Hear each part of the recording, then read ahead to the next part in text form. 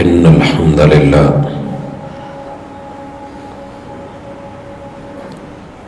نحمده ونستعينه ونستغفره ونعوذ بالله من شرور أنفسنا ومن سيئات أعمالنا من يهده الله فلا مضل له ومن يضلل فلا هادي له وأشهد أن لا إله إلا الله وحده لا شريك له وأشهد أن محمدا عبده ورسوله صلى الله عليه وسلم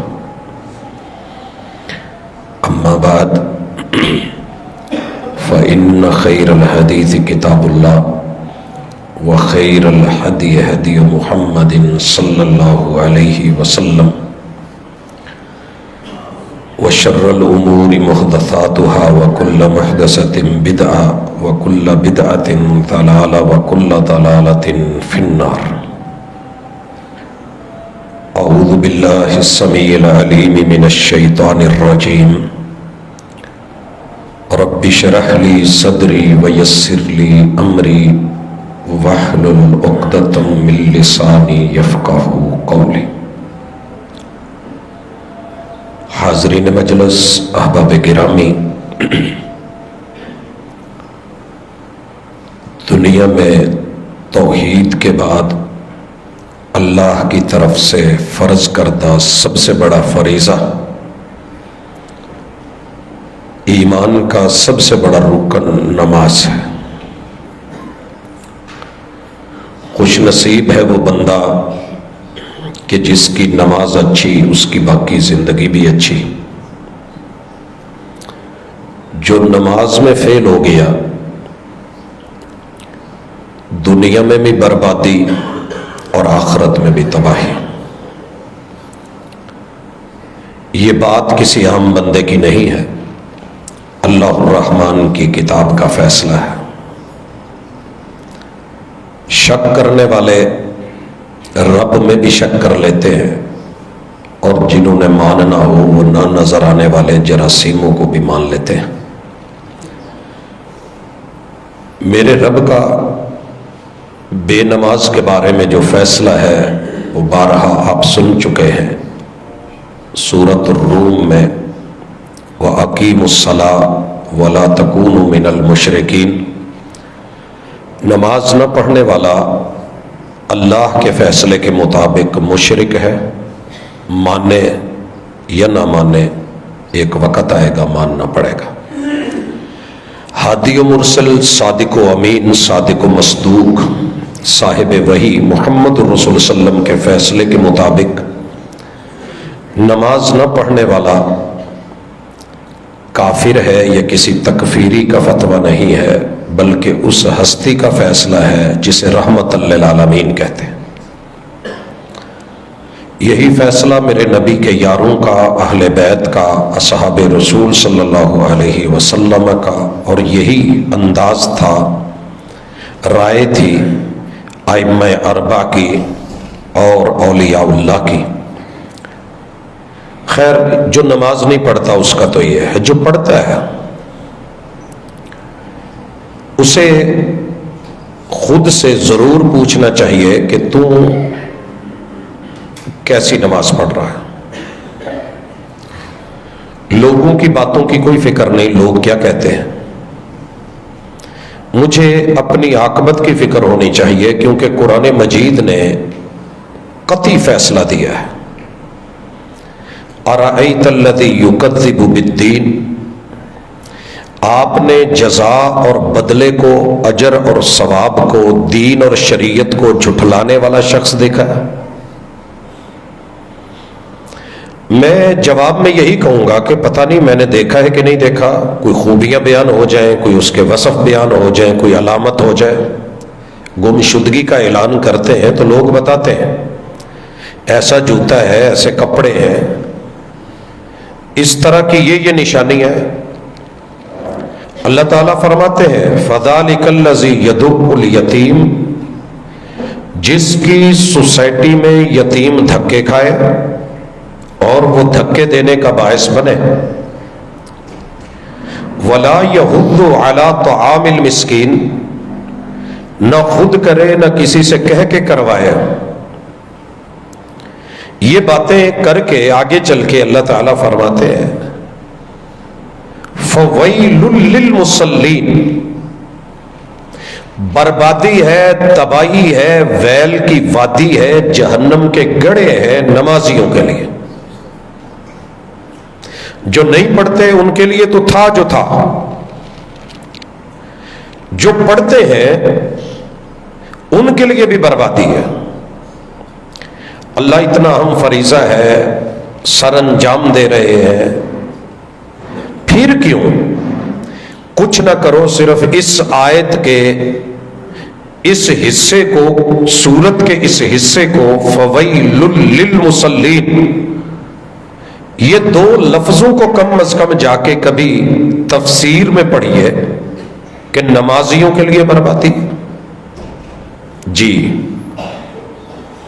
آگے سبق بتایا گیا کہ کون سے نمازی ہیں.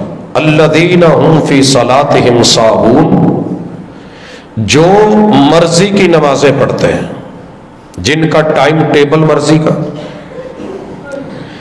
جو یاد آیا تو پڑھ لی، بھول گئی رہ گئی اللہ کی سپرد، من کیا تو پڑھ لی، نہیں کیا تو چھوڑ دی. ہم ایسے ڈھیر سارے نمازی ہیں. جو نہیں پڑھتے وہ تو انکاری ہے ہی، جو پڑھتے ہیں انہوں نے کبھی پتا کرا ہی نہیں کہ شریعت کا ٹائم ٹیبل کیا ہے. بچوں کا انہیں پتا ہے، ٹھیک اسکول اتنے بجے لگتا ہے، اسمبلی اتنے بجے ہوتی ہے، پہلا پیریڈ اتنے بجے سٹارٹ ہوتا ہے، انگلش کے پیریڈ کی یہ ٹائمنگ ہے، لاسٹ پیریڈ اتنے کا ہے، بریک اتنے ٹائم پہ ہے. اور پھر جب چھٹی ہونی ہوتی ہے اس کا بھی پتا ہے، اور اس ٹائم پہ جا کے کھڑے ہوتے ہیں. نہ من مرضی سے کوئی بچے کو چھوڑ کے آتا ہے کہ میرا بچہ میری مرضی، میری فیس میری سوچ، میں اپنی مرضی کے مطابق اسے ایوننگ میں چھوڑ دوں، مارننگ میں چھوڑوں، میں اپنا حساب دیکھوں گا. لیکن اللہ کے ساتھ واحد مذاق بنایا ہے جب رب نے کہا ہے ان الصلاۃ کانت علی المؤمنین کتابا موقوتا، تمہاری نماز کا کیلنڈر ہے، ٹائم مقرر ہے، وقت اور توقیت ہے، ابتداء و انتہا ہے، دونوں بتائی گئی ہیں، افضل بتایا گیا ہے. جبریل امین نے پڑھ کے دکھائی ہے، محمد رسول صلی اللہ علیہ وسلم نے ٹائم ٹیبل سارا حساب بتایا ہے، اور نشانیاں بھی آفاقی رکھی ہیں کہ فجر کب ہے، جب فجر طلوع ہو گھڑی ہے یا نہیں. کبھی عادت بنائیے، دیکھیے فجر کب طلوع ہوتی ہے. ظہر جب آپ کا سایہ سورج سر سے آئے اور ڈھلے تھوڑا سا، ظہر سٹارٹ ہے. اور جب آپ کی باڈی کا سایہ زوال کے سائے کو نکال کے باقی جتنا ایک مثل بچے، ظہر کا ٹائم ہے، ختم ہو گیا ہے، اب اثر سٹارٹ ہے. سورج غروب ہو جائے مغرب ہے، شفق لالی غائب ہو جائے آپ کے لیے عشاء کا ٹائم ہے. لیٹ کر سکتے ہو اس نماز کو، بہتر ہے، لیکن ساری نمازیں اول وقت میں پڑھی جائیں تو افضل ہے. مگر ہم نے مرضی کی ٹائمنگ میں بھی. نماز کو پڑھنا کیسے ہے وہ بھی ہماری مرضی پہ چلی گئی. اندر کیا مٹیریل ڈالنا ہے وہ بھی مرضی پہ چلا گیا. ہم نے ایک گاہک جتنے بھی محبوب کو، دین کو، قرآن کو، شریعت کو اہمیت نہیں دی. ایک مہمان جتنی بھی مہمان بھی آئے تو 10 دفعہ پوچھ لیتے ہیں چائے میں چینی کتنی چلے گی، پتی کیسی لوگ ہے. لیکن کیا مجال کہ سیدنا محمد رسول صلی اللہ علیہ وسلم بار بار ڈیمانڈ کرتے رہے، کہتے رہے. قرآن مجید 700 آیات میں ڈیمانڈ کرے. میں نے کبھی پڑھا ہی نہیں، دیکھا ہی نہیں، سوچا ہی نہیں، پرواہ ہی نہیں، فکر ہی نہیں. پورے قرآن میں جہاں بھی آپ کو حکم نظر آئے گا وَأَقِیمُوا الصَّلَاةَ، الف لام پھر صاد پھر لام پھر الف پھر تا، کہ لوگوں خاص نماز پڑھو.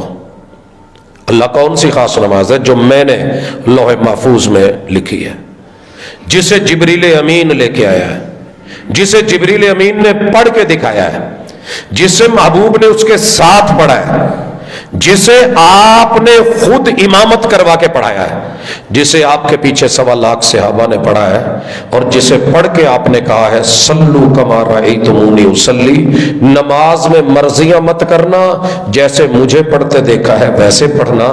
آپ نے کبھی آپ سے سوال کیا کہ کلمہ پڑھنے کے بعد جو مجھے میرے پیغمبر کا آرڈر تھا میں نے اس کے مطابق نماز کبھی پڑھی، یا مرضی کے مطابق، مسجد کے مولانا کے مطابق، ان کی سوچ کے مطابق، یا کسی امتی کو بڑا بنا کر کے میں نے لیڈر بنا کے ماتھے کا تاج بنا کے؟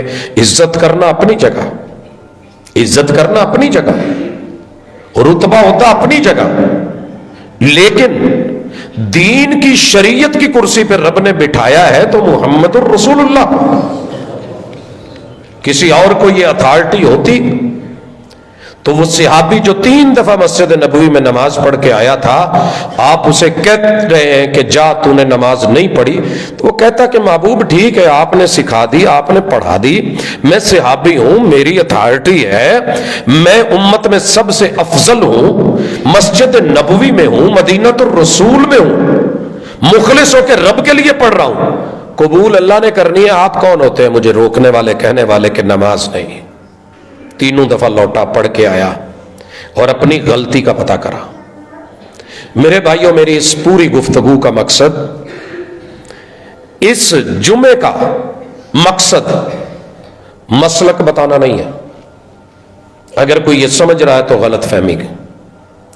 میرا مقصد یہ ہے کہ میں خود سے سوال کروں. کبھی پوچھا میں نے کیا میری نماز وہ والی نماز ہے جو محمد الرسول صلی اللہ علیہ وسلم نے پڑھ کے کہا تھا ایسی پڑھو؟ بس اگر آپ نے خود سے پوچھ لیا اور پوچھنے کے بعد آپ نے مخلص ہو کے رسول اللہ صلی اللہ علیہ وسلم کے ذخیرہ احادیث میں سے دیکھ کے چیک کر کے ضمیر مطمئن ہے تو مبارک ہو، نہیں تو مرضی. دنیا میں ہم ریسرچ کرتے ہیں. ہم 2 دوست تھے، کراچی جانا چاہ رہے تھے، 2-4 ایجنٹوں سے رابطہ کیا سیٹ کا، تو وہ کہہ رہے ہیں جی فیصل آباد سے سیٹ نہیں ہے، فلائٹ تو ہے مگر سیٹ خالی نہیں. خیر ہمیں مطمئن ہو جانا چاہیے تھا. ہم نے دوسرے سے پوچھا، اس نے بھی یہی جواب دیا، تیسرے سے پوچھا، اس نے بھی یہی جواب دیا. خیر دوست کا معاملہ کینسل ہو گیا. میں اس نے اتفاق ایئرپورٹ چلا گیا. جب وہاں گیا ہوں تو وہاں ایک آدمی تھا، میں نے اسے کہا کہ یار جانا تھا لیکن مسئلہ. کہتے ہیں جی آپ آئیں، اتنی فیس ہے وہ لگے گی، اتنا ٹکٹ ریٹ ہے، دیا. جب میں فلائٹ میں گیا تو دیکھا کافی ساری سیٹیں خالی ہیں. میں نے کہا یار لوگ کتنا دھوکہ دیتے ہیں. کمپنی ہے، ملک ہے، میں پیسہ دے رہا ہوں، آدمی موجود ہے، پیسنجر ہے، پھر ایسے کیوں ہو رہا ہے؟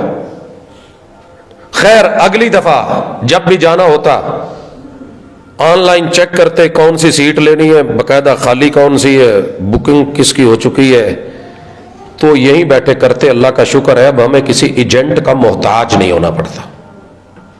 اگر آپ یہ دنیا میں آنکھیں کھول کے جیتے ہیں تو حقیقت موجود ہے. جب آپ کو محمد رسول صلی اللہ علیہ وسلم کے اصحاب نے پل پل کی خبر دے دی، سند دے دی، محدثین نے جمع کر دیا، اب بھی آپ لوگوں سے پوچھیں گے کہ محبوب یہ کرتے تھے کہ نہیں کرتے تھے؟ ریکارڈ موجود ہے، ایک ایک ادا موجود ہے، صحت موجود ہے، ذوف موجود ہے، سکم موجود ہے. جعلی اور 2 نمبر موضوع اور من گھڑت نکھیڑے کر دیے گئے، پھر بھی آپ رہیں کہ نہیں میں نے تو ایسے ہی کرنا ہے. تو بھائیو ہم سے یہ نہیں ہوتا. اللہ کا شکر ہے مسلکوں کی جنگ چھوڑی ہوئی ہے، کلیئر کٹ اعلان ہے. توحید کے بعد، کلمے کے بعد، لا الہ الا اللہ کے بعد جملہ ہی یہ ہے محمد الرسول اللہ. کامیابی تبھی ملنی ہے جب تیرا میرا معیار اور معیار ایمان اور معیار پیار محمد الرسول صلی اللہ علیہ وسلم ہوگا. مجھے تو ایمان سکھایا انہوں نے ہے، مجھے یہ انہوں نے بتایا ہے کہ رب اللہ ایک ہے، مگر نہ قوم تو 3 کہہ رہی تھی، 2 کہہ رہی تھی، کوئی 5 بتا رہا تھا، کوئی 360 بتا رہا تھا۔ قل هو اللہ احد، اگر میں اس جملے پہ یقین کرتا ہوں تو میرا اصل اعتبار محمد رسول صلی اللہ علیہ وسلم پہ ہے۔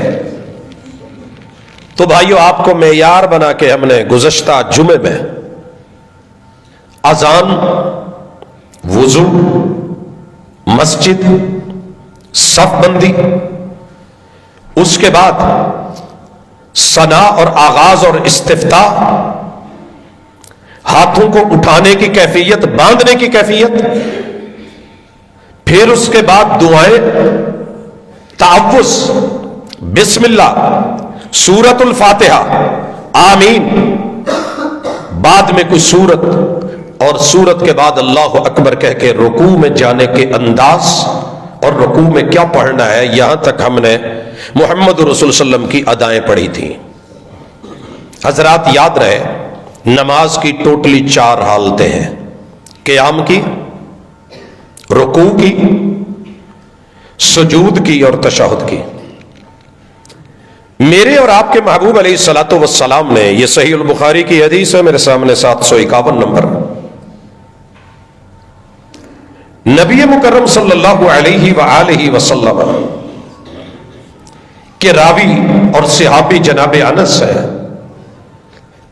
فرماتے ہیں رسول اللہ صلی اللہ علیہ وسلم نے کہا، جو لوگ نماز میں اوپر دیکھتے ہیں، دیکھیے نا، ایک سوچ ہے وضو کر کے میرا اللہ اوپر ہے، ایسے کرنا، نماز میں اللہ تو بڑا غفور رحیم ہے، معاف کر دے، تڑپ کے من میں کہنا، سوچنا، بظاہر تو بڑا اچھا لگتا ہے، معقول بھی لگتا ہے کہ یار میری نظریں اوپر ہیں۔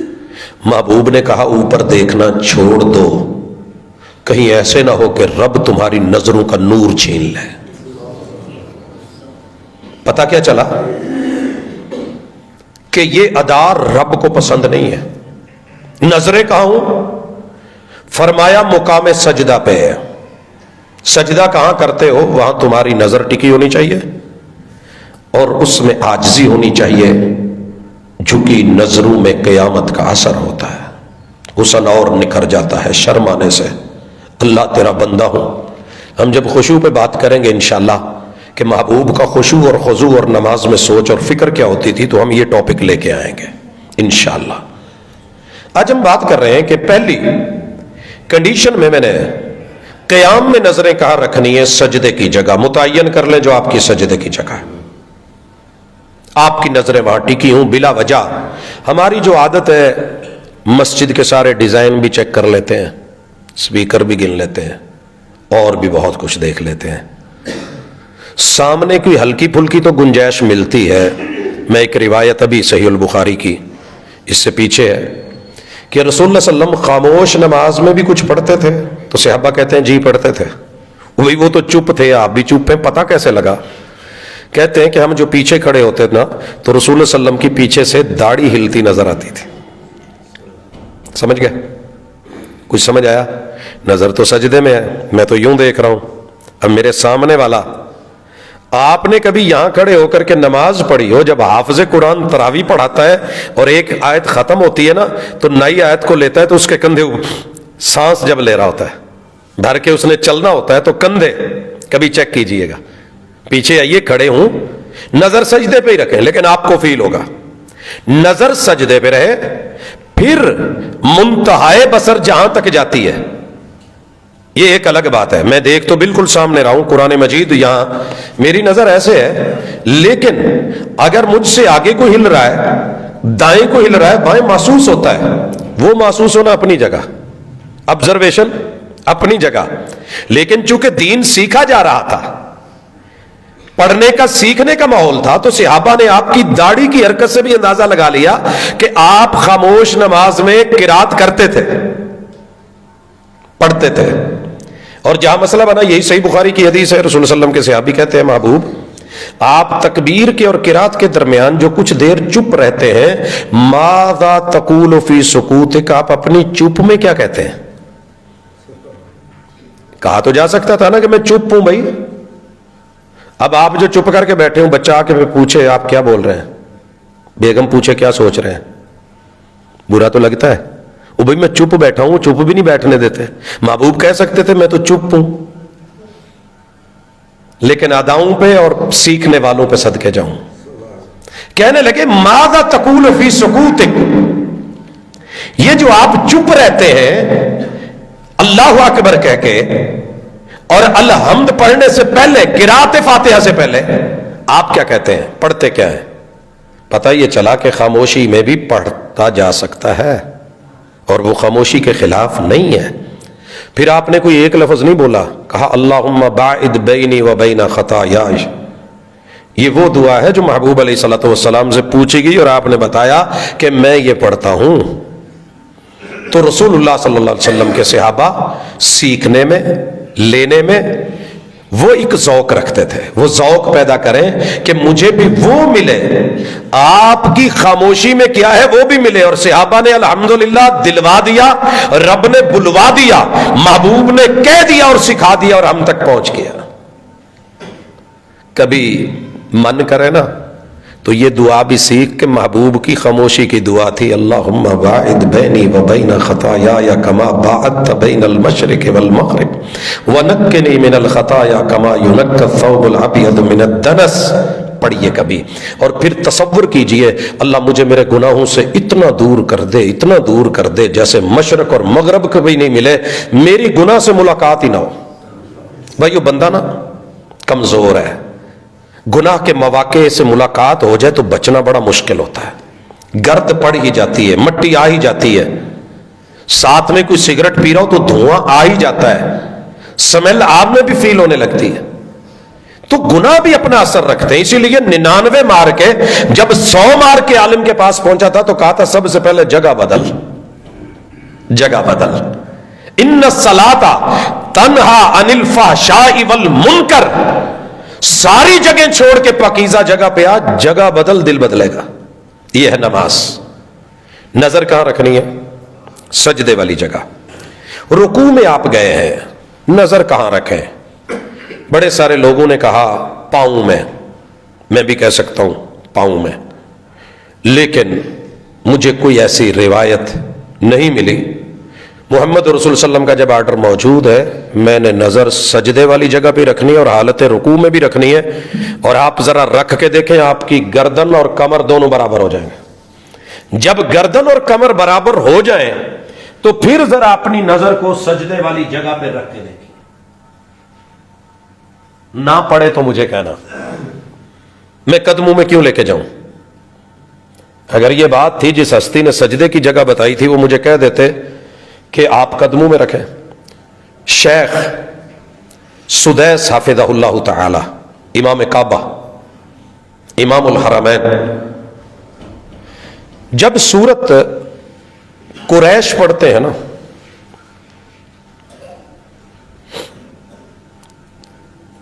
تو میں نے دیکھا کہ آخری آیت پہ اتنے جذباتی ہوتے ہیں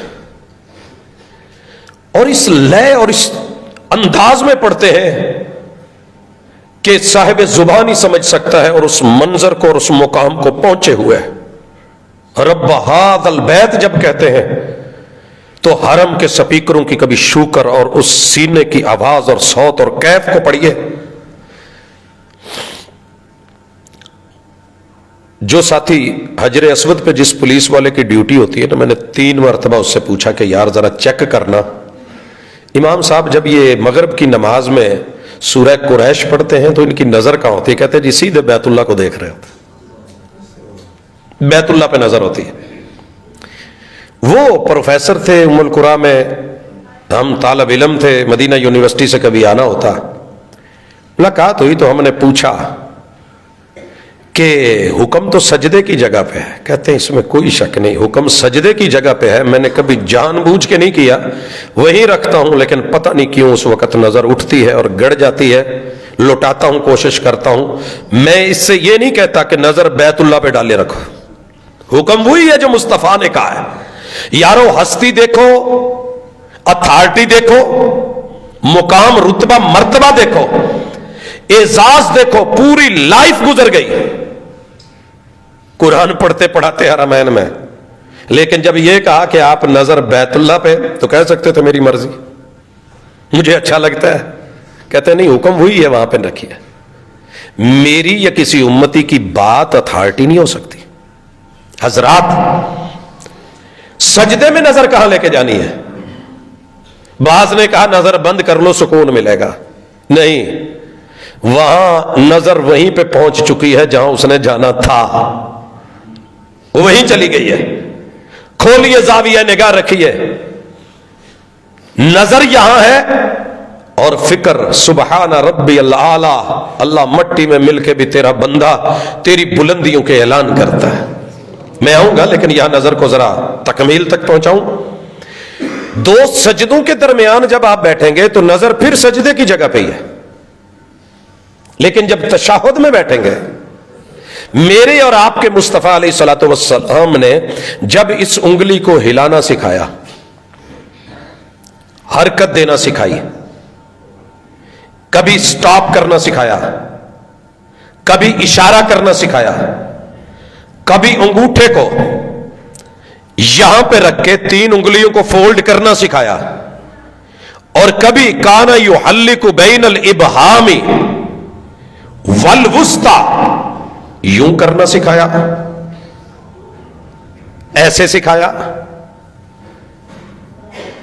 ان شکلوں میں میرے محبوب نے اس انگلی کے بارے میں کہ یہ تھوڑی سی جھکی ہوئی ہو، ایسے اٹھی ہوئی نہیں، تھوڑی جھکی ہوئی. اور میرے محبوب کی نظریں صحابہ کہتے ہیں کہ اس انگلی سے متجاوز نہیں ہوتی تھی. زاویہ نگاہ یہاں ہے، دائیں بائیں نظر آتا ہے، سامنے آتا ہے، ایک اور بات ہے. زاویہ نگاہ یہاں ہے تو تشہد میں آپ اس انداز کو اپنائیں گے، نظر یہاں رہے گی. اب آئیے جہاں ہم نے بات چھوڑی تھی، رکوع پہ. رکوع ہو گیا، آپ نے رکوع کی دعائیں پڑھ لی، کھڑے ہوں گے. تیری میری مجبوریاں اپنی جگہ، کمر کا مسئلہ ہے، کھڑے نہیں ہو سکتے، بینڈ نہیں پڑتا، یہ ایمرجنسی ہے، مجبوری ہے. اسلام کہتا ہے کوئی بات نہیں، تیرے اوپر تکلیف ہے تو ہم اصول قاعدے ضابطے ڈھیلے کر دیتے ہیں، کوئی بات نہیں، جتنا ہو سکتا ہے اتنا کر لو. وہ جی میں کھڑا تو ہو جاتا ہوں، مجھ سے رکوع نہیں ہوتا. رکوع اشارے سے کر لے، رکوع اشارے سے کر لے. میں جی اتنا جھک سکتا ہوں، مزید نہیں جھکتی، مجبوری ہے. لیکن اگر تو ٹھیک ہے تو پھر ایسے جھک کے کمر اور گردن برابر ہو، گھٹنے آپ نے پکڑے ہو جب اٹھے ہیں. اگر تو کوئی مجبوری ہے، کمر کبڑی ہے، آپ سیدھے کھڑے ہی نہیں ہو سکتے، نو پرابلم. لیکن اگر ٹھیک ہے، صحیح ہے، صحابہ کہتے ہیں، صحیح البخاری ہے کہ ہم محبوب کو رکوع کے بعد جب اٹھتے دیکھتے تو پوری طرح کھڑے ہوتے، پوری طرح.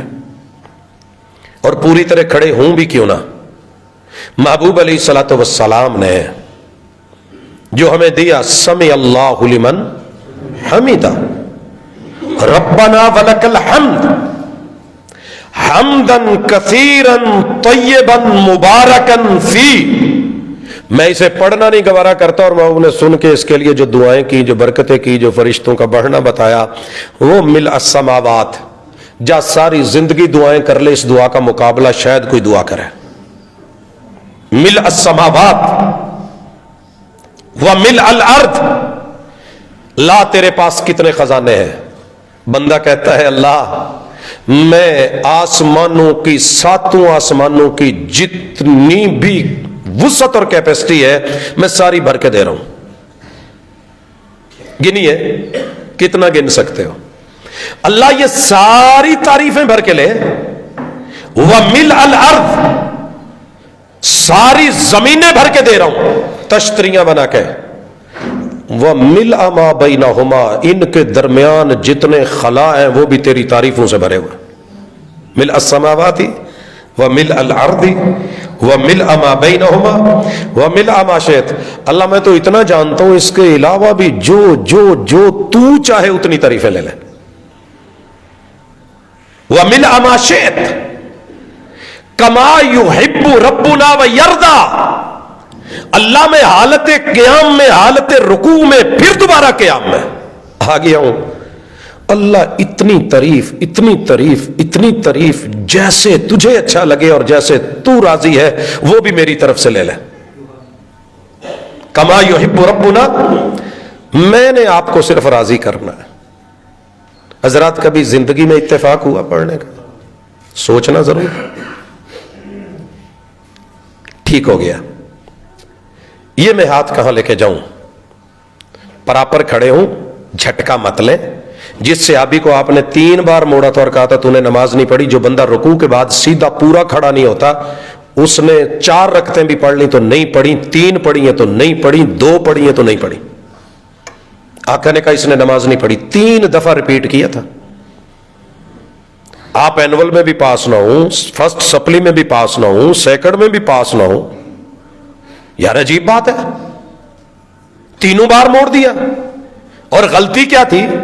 رکوع میں سیدھا برابر کھڑا نہیں ہو رہا تھا. کھڑے ہونے کی عادت بتائیں. اور ہم جب کھڑے ہوتے ہیں نا تو ہمیں پیچھے سے کچھ لوگ نا گھٹنے ایسے گرتے نظر آتے ہیں. محسوس ہوتا ہے کہ کوئی گرنے والا ہے بس. یا ہم ساتھ میں جب کھڑے ہوتے ہیں تب بھی فیل ہوتا ہے امام نو کہنے ہوندے کھلو کیوں گئے ہیں.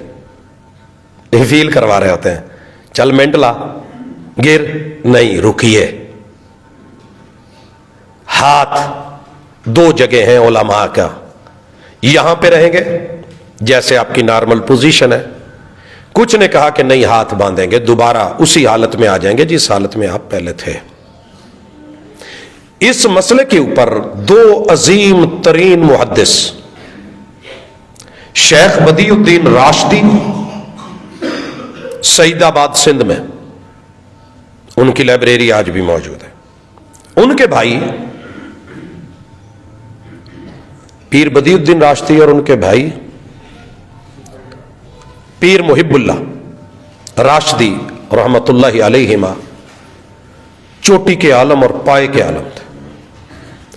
پیر بدیع الدین راشدی کا موقف تھا کہ ہاتھ رکوع کے بعد کھڑے ہو کے باندھے جائیں گے اور پھر جو پڑھنا ہے پڑھیں. پیر محب اللہ راشدی رحمت اللہ علیہ کہتے تھے کہ نہیں ہاتھ چھوڑے جائیں گے. روایت ایک ہے، موقف 2 ہے. کبھی چھوڑ لیں کبھی باندھ لیں، نہیں کوئی ایک. کیا صحیح ہے؟ رسول اللہ صلی اللہ علیہ وسلم کے ہاتھ جیسے رکوع سے پہلے ہوتے تھے بعد میں بھی ویسے ہی ہوتے تھے. پیر محب اللہ شاہ کا موقف تھا کہ جب ہم ہاتھ باندھے ہوئے ہیں رکوع سے پہلے، اللہ اکبر کہتے ہیں اور ہاتھ چھوڑتے ہیں تو ہمارے ہاتھ چھوٹے ہوئے ہوتے ہیں رکوع سے پہلے، پھر ہم جھکتے ہیں اور رکوع کی طرف جاتے ہیں، لہذا ہاتھ چھوٹے ہونے چاہیے. ارسال الیدین. اور راشدی صاحب کا موقف تھا چونکہ رکوع سے پہلے حالت قیام ہے اس میں بندھے ہوئے، اس لیے بعد میں بھی. عقلی توجیحات بڑی ہوں گی، میں لانا چاہوں تو لا سکتا ہوں. اسلام نے فرق رکھا ہے. مثلا آپ حالت قیام میں ہاتھ باندھے ہوئے ہیں تو آنے والا دیکھ لے گا کہ یہ رکوع سے پہلے کا قیام ہے، اور اگر چھٹے ہوئے ہیں تو پتہ چل جائے گا بعد کا ہے. آپ بیٹھے ہوئے ہیں تو 2 حالتیں ہیں. حالت سجدہ میں ہیں، آپ نے ابھی دوسرا سجدہ کرنا ہے، درمیان میں بیٹھے ہیں تو آپ کی یہ انگلی اٹھی ہوئی نہیں ہوگی. اگر آپ تشہد میں ہیں تو انگلی اٹھی ہے یا ہل رہی ہے تو پتہ چل جائے گا یہ کون سا بیٹھا ہے، 2 سجدوں کے درمیان بیٹھا ہے یا دوسرے سجدے کے بعد بیٹھا ہوا اٹھنا ہے. تو یہ فرق علماء نے بیان کرے ہیں اپنی جگہ. واللہ تعالی عالم. ہاتھ چھوڑنے والی ہی روایت اور انداز بہتر ہے. اگر باندھنے کا معاملہ ہوتا جیسے پہلے باندھنے کی وضاحت موجود ہے، 1.25 لاکھ صحابہ میرے محبوب کی اس ادا کو بیان کر سکتے تھے اور نظر آتا. باقی اللہ بہتر جانتا ہے، کسی کو جھٹلانا یا رد کرنا ائمہ محققین و محدثین کے اندر. بہرحال دونوں نے 11 رسالے لکھے ایک دوسرے کے جواب میں. آگے بڑھتے ہیں. اب جانا ہے سجدے میں. سجدے میں جاتے ہوئے آپ نے سجدے میں کیسے جانا ہے میں شاید پچھلی ملاقات میں بتا چکا تھا کہ محبوب نے منع کیا ہے کہ اونٹ کی طرح مت گرو. اونٹ کی طرح ہم سمجھتے ہیں کوئی حرج نہیں، پھر کیا ہوا. ہمارا جو پہلا انداز ہے ہم یوں گرتے ہیں، ایک انداز. اللہ کرے جوانی یا سلامت رہے. دین صرف بچپن اور جوانی کا نہیں، دین بڑھاپے کا بھی نام ہے. اور بڑھاپے میں آ کے سٹائل اور ہو جائے، جوانی میں اور ہو جائے، ایسے نہیں ہے. دین لائف ٹائم ہے.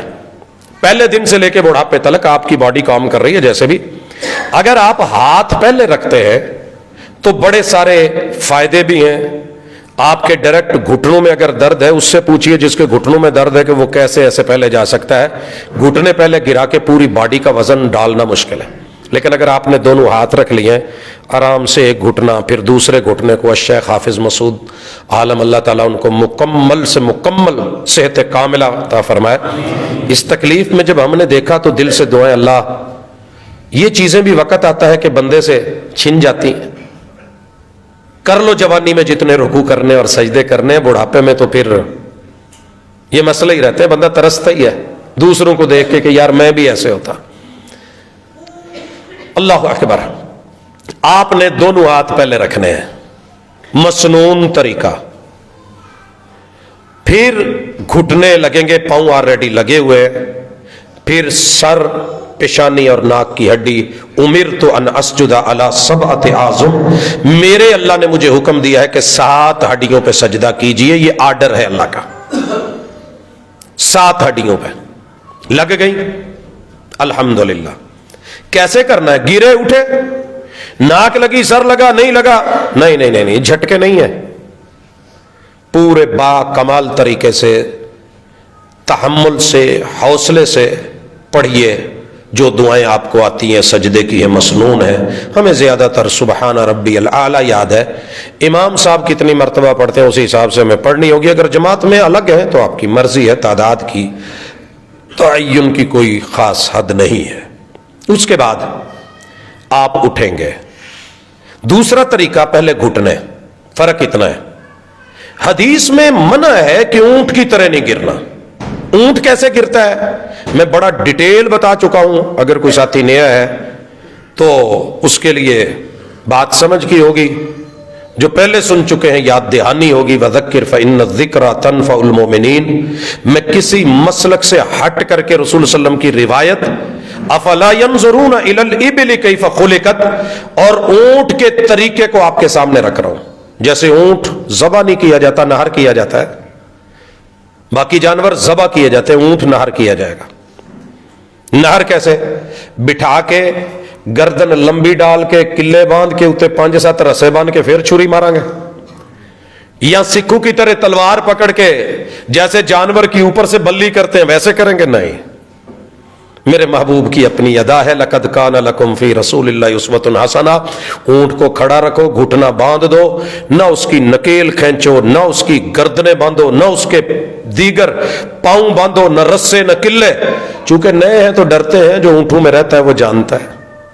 آپ نے کلپ دیکھے ہوں گے، ایک آدمی ہے بھرے باڑے کے اندر 20 اونٹ، ایک 5 منٹ نہیں لگتے نہر کر کے وہ جاتا رہتا ہے. چھری تیز ہو. آپ نے اس کا گھٹنا بایاں باندھنا ہے اور اس کا گھٹنا اگلے حصے میں ہوتا ہے، پچھلی ٹانگوں میں اس کے ہاتھ ہوتے ہیں. اللہ نے اسے عجیب بنا دیا ہے. گھٹنے آگے ہیں اور اس کی پاور اٹھتے ہوئے اسی پہ لگ رہی ہوتی ہے. اور دلیل، ہاتھوں نے ہمیشہ آگے فولڈ ہونا ہوتا ہے. ہاتھ پیچھے فولڈ ہو ہی نہیں سکتا، ہاتھ نے آگے فولڈ ہونا ہے. اونٹ کی پچھلی ٹانگوں کو دیکھیے گا، یوں فولڈ ہو رہی ہوتی ہیں، چیک کر لیجئے گا. اور جب ہم اس کا اگلا گھٹنا باندھتے تھے تو وہ اگلی ٹانگیں اس کی یوں فولڈ ہوتی ہیں، تو ہم رسی یہاں باندھ دیتے ہیں. کھڑا کر کے دیکھ لیجئے گا، بٹھا کے دیکھ لیجئے گا. تو اونٹ پہلے کیا کرتا ہے؟ اگلے حصے کو پھینکتا ہے اور اس کے گھٹنے آگے ہیں. میرے گھٹنے اللہ نے پیچھے رکھے ہیں، مجھے منع کر دیا میں گھٹنا نہیں پھینکوں گا، ہاتھ رکھوں گا.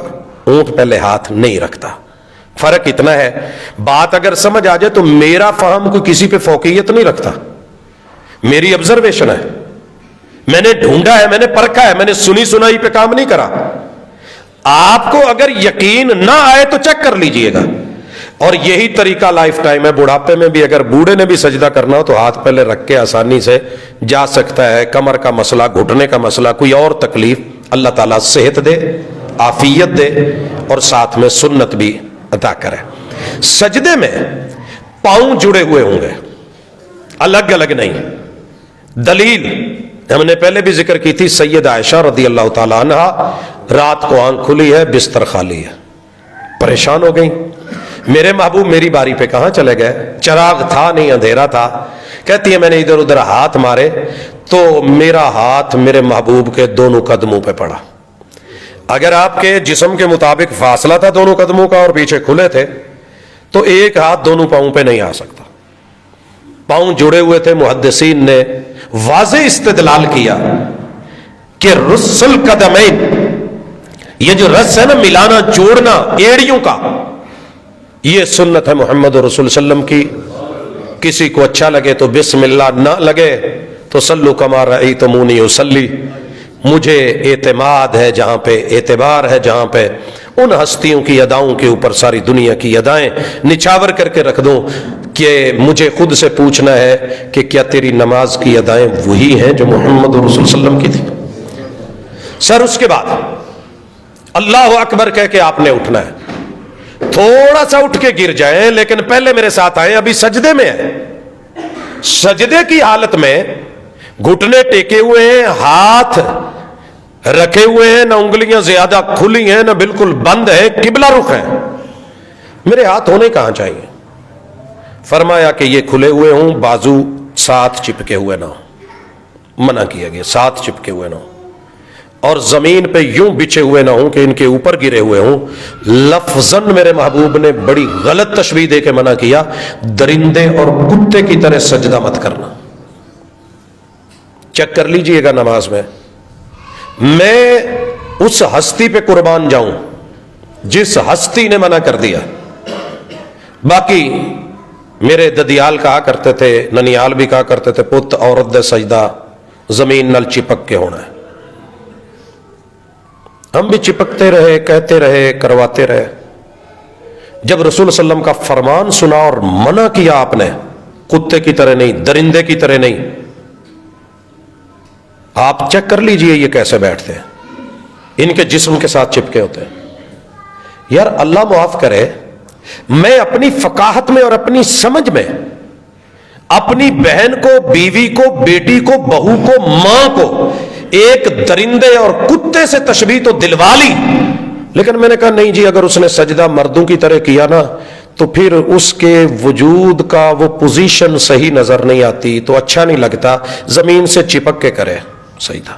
وہ بھائی پوزیشن میں اس میں کیا ہے؟ عورت قیام کی پوزیشن میں بھی اگر نیت خراب ہو تو قیام کی پوزیشن میں کوئی حرج ہے؟ پھر آپ رکوع بھی چینج کر دینا، وہ بھی پوزیشن. یار وہ اللہ کے حضور کھڑی ہوئی ہے، ساری دنیا سے منقطع ہو کے خواہشات کو دبا کے اللہ اکبر کہہ کے رب کے حضور رکوع میں جھکی ہے. آپ کیا سوچ رہے ہیں؟ وہ جی حالت سجدہ میں وہ اچھی نہیں لگے گی، وہ چادروں میں لپٹی ہوئی ہے، وہ کپڑوں میں ہے، وہ لباس میں ہے، وہ سیپریٹ ہے، وہ اپنی الگ جگہ پہ ہے. تو آپ صرف اس لیے خود ساختہ 1.25 لاکھ صحابہ کے ذہن میں یہ بات نہ آئی، محمد رسول اللہ صلی اللہ علیہ وسلم پہ وحی نہ اتر سکی؟ تیرے رب کو جو حیا کی رضا کی چادروں میں، اسے نہیں پتا چلا کہ عورت کا یہ فرق بتانا ہے، جس نے کہا تھا یا ایھا النبی کل ازواجک و بناتک و نساء المؤمنین یدنین علیہن من جلابیبہن. اللہ نہیں کہہ سکتے تھے کہ حالت سجدہ میں بالکل ایسے چپک جانا؟ ڈھونڈ ڈھونڈ کے تھک گیا، مجھے کوئی روایت نہیں ملی، اقوال ہیں امتیوں کے. تو سجدہ عورت بھی برابر کرے گی، پراپر کرے گی. گھٹنے یہ والے حصے پورے اٹھے ہوئے ہوں گے، بازو ہاتھ رکھے ہوئے ہوں گے، جسم کے ساتھ ٹچ نہیں کریں گے، زمین کے ساتھ چپک کے اپنا سینہ زمین پہ نہیں پھینکیں گے.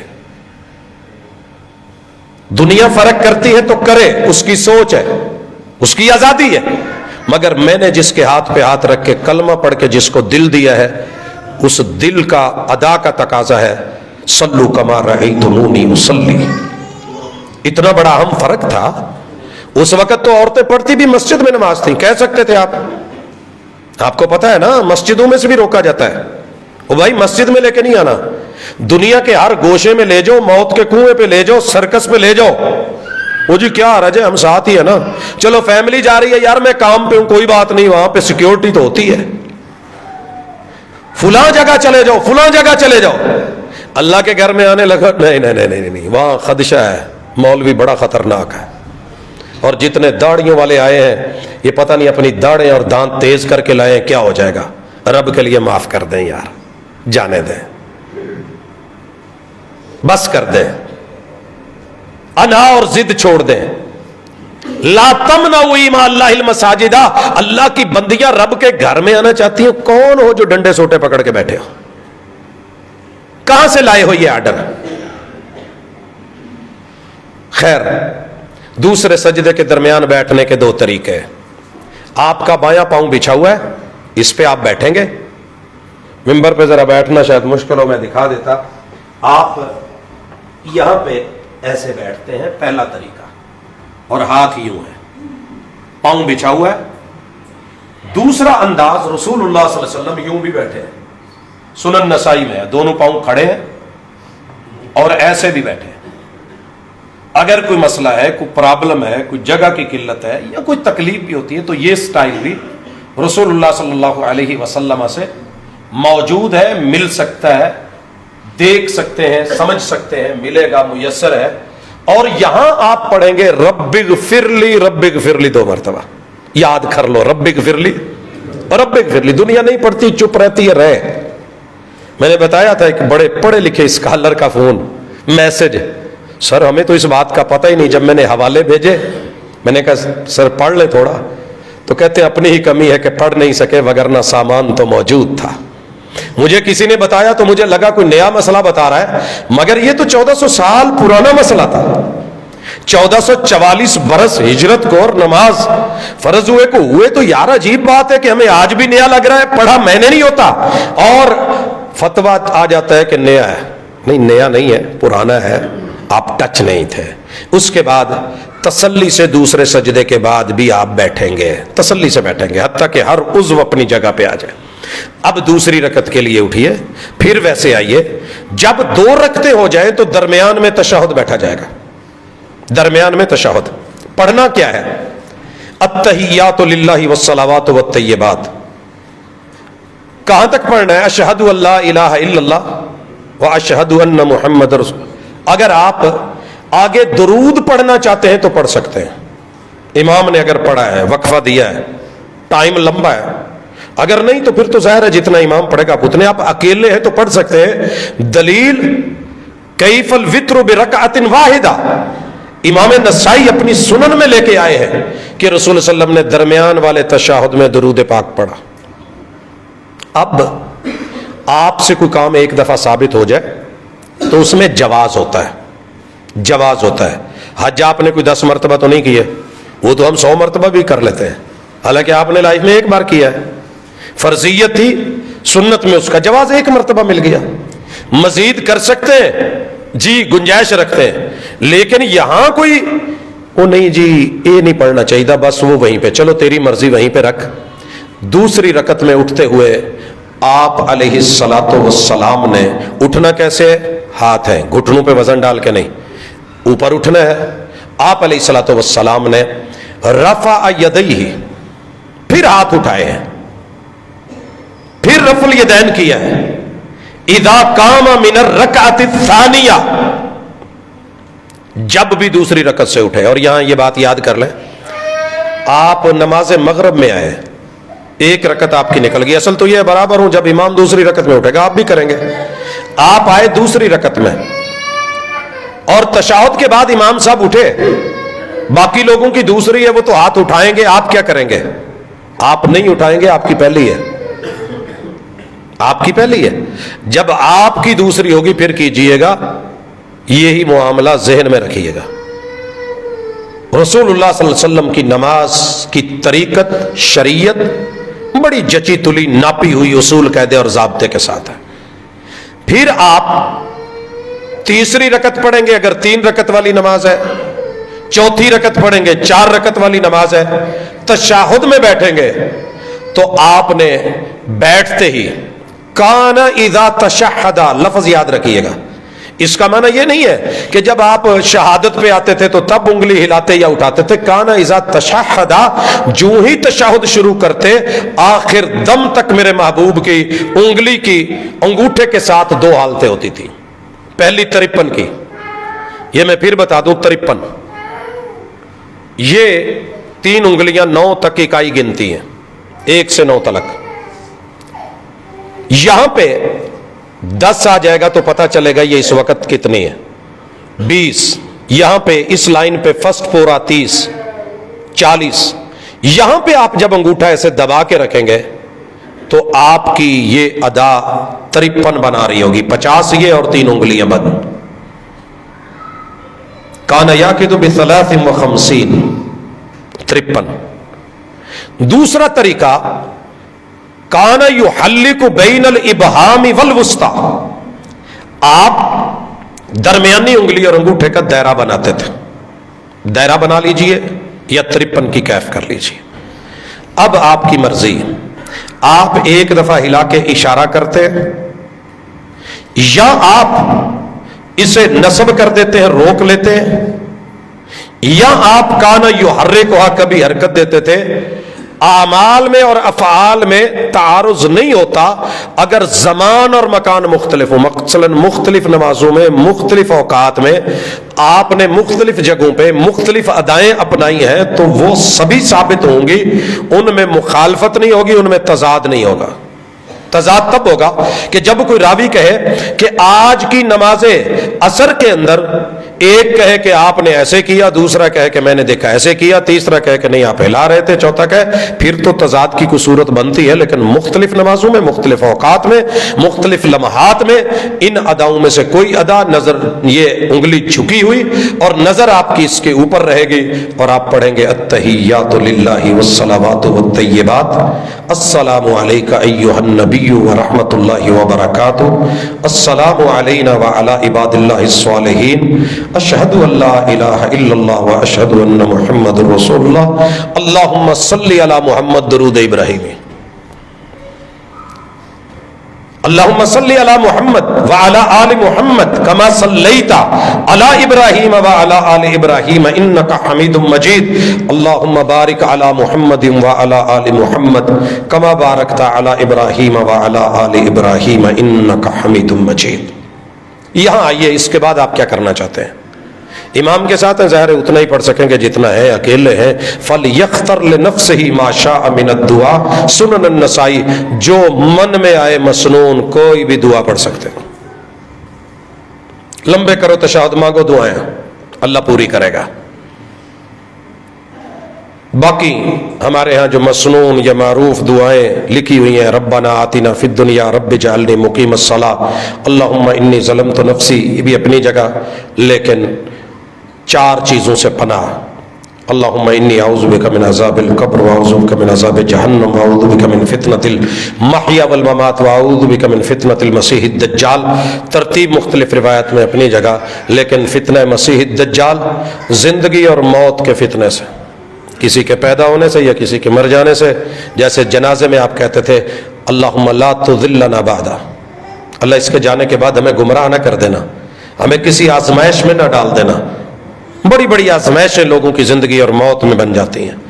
अल्लाह जहन्नम की आग से और कब्र के अजाब से, इनसे भी बचाना।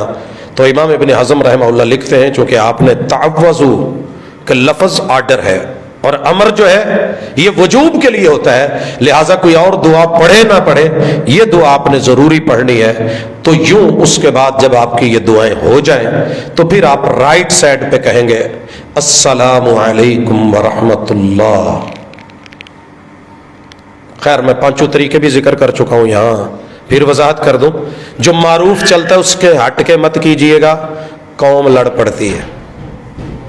कहते हैं कि मौलवी साहब ने नए मसले बता दिए हैं तो पुराने ही।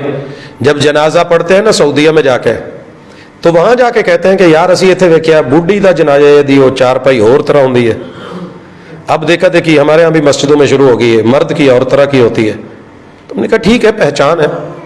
तो वो कहते हैं कि रिजाल के ऊपर है या एक आदमी है या औरतें हैं, उस हिसाब से ऐलान होता है, लोग जनाजा पढ़ते हैं। तो सलाम फेरते हुए कहते हैं जी वहां एक ही तरफ सलाम कहते हैं। मेरे साथ एक साथी खड़ा था, जब सलाम फेरा गया तो उसने ऐसे कर लिया, अब खड़ा है कि दूसरी तरफ सलाम आएगा तो मैं ये ऐसे करूंगा और फिर फेरूंगा, लेकिन वो ऐसे हुआ नहीं। खड़ा, मैंने कहा सलाम फेर ले, मेरा हाथ पीछे झंझोड़ दिया। ये फिक्र मत रखा करें, थोड़ी सी नरमी रखें। एक पठान थे मस्जिद नबवी में, बाबू सलाम के बिल्कुल दरवाजे के बीच में खड़े होके नमाज शुरू कर ली। मैंने कहा यार ये लोगों के गुजरने की जगह है, کہیں سترے میں آ جا, آگے دیواریں ہیں, پلر ہیں. اس کو نماز شروع کرنے سے پہلے میں نے, لیکن اس نے جب چادر رکھی تو مجھے اندازہ ہو گیا یہ یہیں پڑے گا. خیر میں نے پیار سے کہا, اس نے نہیں مانی. شورتا آیا, اس نے پکڑا پیچھے سے اور اٹھا کے جہاں کھڑا کرنا. ظاہر وہ راستہ تو نہیں بند ہونے دیتے. تو پتہ ہے کیا نماز میں کہتا, خبیث کا بچہ, جانے دیں, تھوڑی نرمی رکھیں. اللہ کے بندوں کے ساتھ اس طرح نہیں. حکم ہے, تیرے محبوب نے کہا ہے کہ جب نماز پڑھنے لگو تو سترے کی طرف کھڑے ہوں. یہ آپ کی ذمہ داری ہے سترا ڈھونڈنا. حضرت عمر رضی اللہ تعالیٰ یہاں سے پکڑا کرتے تھے جو سترے کی طرف کر کے نماز نہیں پڑھتا تھا. ہم نے تو مذاق بنا رکھا نا. صحابہ کہتے ہیں مغرب کی نماز اس سے پہلے جو 2 رکعتیں ہوتی ہے نا, ویسے تو باقی گھر میں آ کے پڑھتے تھے, چونکہ اس میں ٹائم شارٹ ہوتا ہے تو ہم مسجد کے پلروں کو ڈھونڈتے تھے.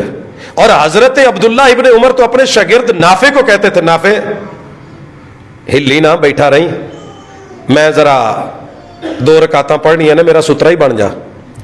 اپنے اگلے کو کہہ دیں اگر اس نے جانا ہے تو وہ میرا پابند نہیں ہے سترا ہو, میرے پاس اور بڑی جگہ ہیں. لیکن اگر آپ نے اسے بتائے بغیر نماز شروع کر دی اور اسے کوئی ایمرجنسی ہے تو وہ اٹھ کے جا سکتا ہے. وہ آپ کے آگے سے گزرنا نہیں ہوگا, وہ انصراف ہے. انصراف منع نہیں, آگے سے مرور گزرنا منع ہے. رسول اللہ صلی اللہ علیہ وسلم کے سامنے سے آپ پہلی صف میں تھے, بھیڑ کا بچہ جو ہے نا وہ گزرا, تو جانور ہے اسے کیا پتا. آپ نے تو کہا ہے کہ انسان ہو تو اسے اشارے سے روکو, رک جائے تو بسم اللہ, نہیں رکتا تو پھر یہی ہاتھ پٹھا کر کے ادھر سٹ دو. فضربوہ فإنہ شیطان, جسے بتانے پہ اشارے پہ بھی سمجھ نہیں نہ آئی کہ یہ میں بندے اور رب کے اور سجدے کے درمیان سے گزر رہا ہوں, پھر یہ انسان نہیں ہے شیطان ہے, اس کو ٹھوک دو. لیکن جماعت کے دوران نہیں, امام سترا ہوتا ہے سب کا. اگر کسی کا وضو کا کوئی مسئلہ بنا ہے, جانا چاہتا ہے, حرمین میں آپ نے کئی دفعہ دیکھا ہوگا کہ نماز کے دوران لوگ صفوں سے گزر رہے ہوتے, کئی بیچارے اتھے بھی ڈکن رہے ہوتے. بھائی جب حالت جماعت میں ہے تو نہیں روکیں, جانے دیں. رش ہے, لوگ ہیں, مسائل ہے. لیکن اگر آپ اکیلے ہیں, تنا ہے, تو محمد رسول اللہ صلی اللہ علیہ وسلم نے بکری کے بچے کو نہیں گزرنے دیا, خود چلے. نماز حرکتوں کا نام ہے, جس حرکتوں سے رب راضی ہوتا ہے. تو یہ آپ دائیں طرف السلام علیکم ورحمۃ اللہ, بائیں طرف السلام علیکم ورحمۃ اللہ. طریقے اور بھی ہیں, میں پہلے بتا چکا ہوں. اور پھر اللہ اکبر اللہ اکبر یہ آپ کہیں گے اور پتہ چل جائے گا. صحابہ کو پتہ چلتا تھا کہ جماعت سے صلاح پھر گیا ہے. اللہ میری نماز کو ویسا کر دے جیسے میرے محبوب کی نماز تھی. اللہ دکھاوا مقصود نہیں, نمود جو ہے وہ مقصود نہیں.